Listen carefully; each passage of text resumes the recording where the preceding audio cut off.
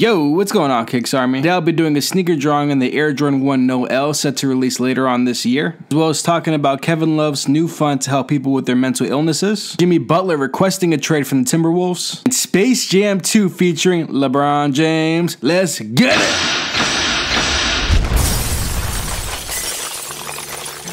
Even though the official release date for this pair of sneakers has not been announced, we know that it's going to release later on in the year towards December. What really separates this pair from a traditional Air Jordan 1 is the different types of verbiage that's on the sneakers. For example, if you're looking at the kicks from the rear, you're going to see it says no photos. On the sides, of course, it says not for resale. On the top of the tongue, it says wear me, and then on the bottom of the tongue, it says please crease. You can tell from all those little details that clearly it's kind of poking fun at the resale culture, which I think is a really smart move by Nike. Nike obviously understands that with a lot of the products they put out, in particular when it comes to Jordans, that there is a lot of resale value in these sneakers. That has been this way for decades, especially with the advent of social media and using online platforms to go ahead and reach out to the masses to sell these sneakers. Of course, this is a big market, and as part of a way that they try to combat that market is to slowly kind of raise the prices on their kicks. Now gradually they were going to do that anyway, okay? But the concept is, if other people are making a lot more money off the same product that we're releasing, then why can't we just bump up the prices a little bit so that way we get more profit out of the products that we're making, you know? Now, is this particular sneaker going to be the sneakers where it's like, oh my god, this is the end to the resale era? No, it's nothing like that. They're just kind of poking fun at the whole notion of this resale culture, which I like because that shows that they're clearly seeing what's going on, and not only are they recognizing it, but they're making a profit off of it, which I think is dope. There are also images of another pair that is exactly like this, but instead of the yellow, it's red, and honestly that pair would be the pair that I would get. I don't really wear too much yellow anyway. It's not within my color wheel, so if I was gonna get one of the two, it would be the pair that has the red, but I don't have to say this every video, but I do anyway. You guys already know that I'm not copying these sneakers. I am broke. But the Air Jordan 1 is an iconic model that is obviously really nice, and with the little details that they added with the text and the whole concept of this design period is something that I really like and I appreciate. The retail price for these is going to be 160 bucks, and we can expect both pairs to release this December. For the record, if you guys are interested in the stencil that you guys see on the screen, as well as any of the other stencils that you see in any of my videos, you can get all of them for free on my website, KicksArt.com. That is your #1 free source for all sneaker stencils. Why? Because I'm biased, that's why. And if I must be objective, is there another website that offers you free sneaker stencils in the quantity that I do that also allows you to send a request through the contact tab at the top of the page? I would argue not. That's just me though. As I mentioned in yesterday's video, at the very moment I'm kind of working on filling up both the KD and the Kobe's tabs, so that way all the main models for them are filled up, so that way it's there and it kind of makes the tab seem more full and not so empty. Once I have both of those two tabs taken care of, I have a few more requests, and then from then on it's just filling up the site with stencils. The end of the year goal for the website is to have over 300 stencils, and if I'm going to be honest, the ultimate goal, well I guess not the ultimate goal, but one of the big milestones is to have over 1,000 different stencils on the website, which, if I do my math correctly, could be attained by the end of next year, so I'm really excited for that possibility. In case you don't already know, anytime I post a new stencil, as well as whenever I have a new video uploaded, I post all that information on my Instagram. That's where I'm the most active. Make sure you follow me right on there. For the first story of the day, we saw that Kevin Love recently launched a new foundation, the Kevin Love Fund, which is aimed to help people with mental illnesses. A part of the reason which he's doing it is not just because he's a nice guy or anything. He actually had problems with depression and anxiety himself, especially during his NBA career. I believe there was a story in which during a game he actually had to leave the court, go back into the locker room or something, because he was having a crazy anxiety attack and he was just freaking out and he couldn't get himself to calm down. I've never had anything close to that, and that sounds pretty crazy. Like, I couldn't even imagine what that must feel like. I've also seen in the past DeMar DeRozan speak out, and a few other NBA players, about mental illnesses and how it's a real thing. Just because these guys are making millions and millions of dollars doesn't mean that they don't have the same problems that we do.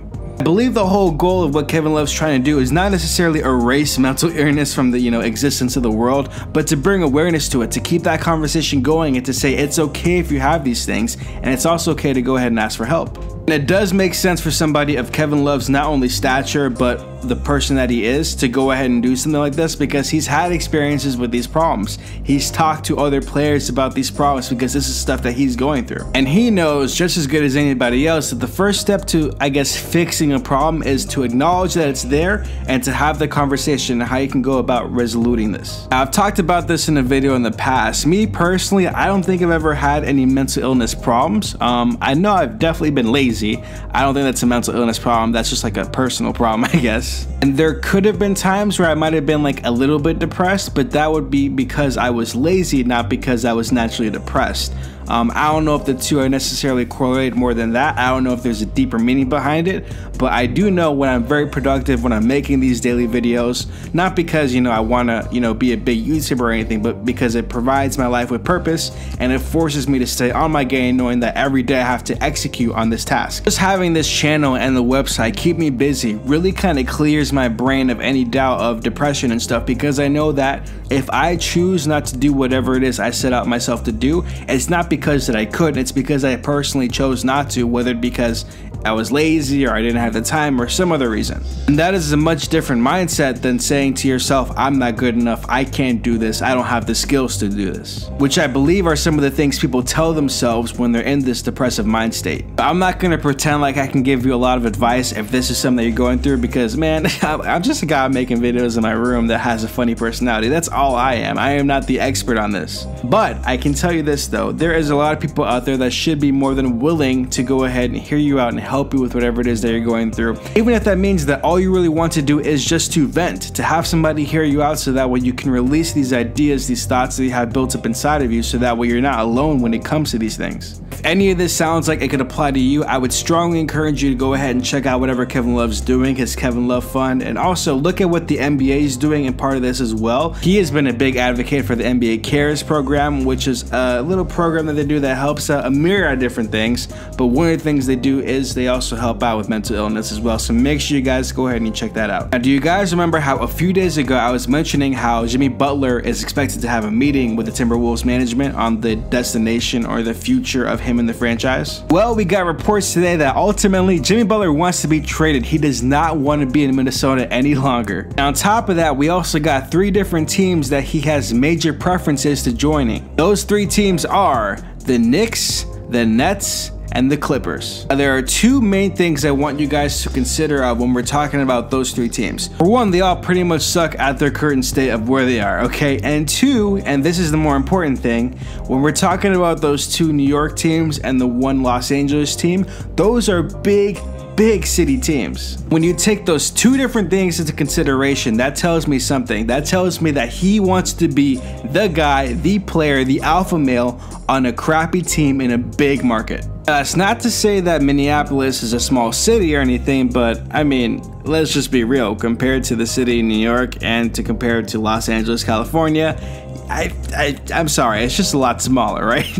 And plus, it's not like he's over there agreeing with all the players on the team. We've seen reports in the past where he's had major disagreements with other players, and it seems like in particular some of the younger players, like potentially Karl Anthony Towns or Andrew Wiggins, on their work ethic and drive to play the game of basketball. He felt like they didn't meet his standards of how hard NBA players should work and what they should do to go ahead and prepare themselves for the NBA season. Considering that both Karl Anthony Towns and Andrew Wiggins would be considered the future of that franchise, obviously there's going to be a big disconnect there.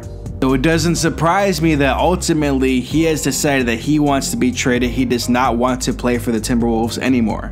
But, and this is what I brought up the other day too, just because he wants to be traded to those 3 teams doesn't mean that the Timberwolves have to go ahead and trade him to those 3 teams now. They could very well wait till the trade deadline to go ahead and move on that if it's not working out with him. But even then, now this is a very interesting and unique spot, because Jimmy Butler has already stated the 3 teams that he would be willing to go to and sign long term with. That means that if you do not trade him to one of those 3 teams, whatever franchise you trade him to, that franchise knows that he's not going to be wanting to stay there. Because they would know that he's not wanting to stay there long term, why would they want to give up a good amount of assets in exchange for a player that's just going to leave them in a few months? which means that if the Timberwolves were going to trade Jimmy Butler, they wouldn't be able to get too much out of his return if they trade him to a team that he doesn't want to go to, because he already said publicly that he wants to go to one of those 3 teams. Now, the only benefit to him saying that he wants to be traded to one of 3 teams as opposed to one team in particular is because now those 3 teams have to put up a good offer in order to get him versus the other team getting him, which can actually turn out to be best for the Timberwolves because now they have to choose between 3 teams that are all trying to give up something good in exchange for another good player. However, time is of the essence because, and I don't want to put this out there, but this is true, what happens if they don't trade him? What happens if their intentions are to wait until the trade deadline and let's say he gets injured? Let's say he breaks a leg or something. I don't want to put that out there, but that's true. That's a part of this game, right? What happens then? Now you just completely diminished his trade value because you kept him on your team. If I'm Minnesota, I trade him as soon as possible because he already said he wants to be traded and he also gave teams that he wants to be traded to. I would be on the phone with those teams saying, okay, so we have this guy named Jimmy Butler. What can we get in return for him? What can you do for us? That's just me though. Let me know what you guys think in the comment section down below. And then lastly, I'm not going to spend too much time talking about this because this is very short and simple for me. We have LeBron James confirming that Space Jam 2 will be a thing and he will of course be the star. The guy who is producing the film is also the same guy who has worked on films such as Black Panther and Creed. Besides the fact that I'm obviously very excited to see this film because I love the original Space Jam and for the time in which it was released, it is a classic. I also expect this rendition to be a classic, and one thing I really am excited to find out is who are going to be the other players that are going to be featured in this film. Because if you guys remember, the original premise for the Space Jam movie was that the Monstars, they took the skills, the powers, you know, the overall talent of NBA players, and those NBA players lost their talent, and that's how the Monstars got so good. But that movie back then was released before the internet was really a thing, before social media was a thing. If you're gonna go ahead and you're gonna have a similar concept in today's age, are you gonna have, you know, regular players like, okay, no offense Kevin Love, but I'm gonna bring Kevin Love into this. Like, are you gonna have Kevin Love as one of those players that get his powers stolen? No offense, he's not exactly the most interesting person off the court, right? You wanna have players that are gonna be able to sell, right? So for example, a Joel Embiid, right? You know, an outlandish player like that with great talent, that would be a perfect example. Maybe a Kyrie Irving, maybe a Kevin Durant. I don't know guys, I'm just excited to see this. As soon as I find out more information about this movie, you guys already know that I'll keep you guys updated. But that's gonna do it for today's video. If you guys enjoy these videos, leave a like. If you're new to the channel, make sure you hit that subscribe button and bounce past that bell to get post notifications. Don't forget to visit KicksArt.com for all your sneaker stencil needs. You guys already know that I'm uploading daily videos, so I will see you guys tomorrow. Yee!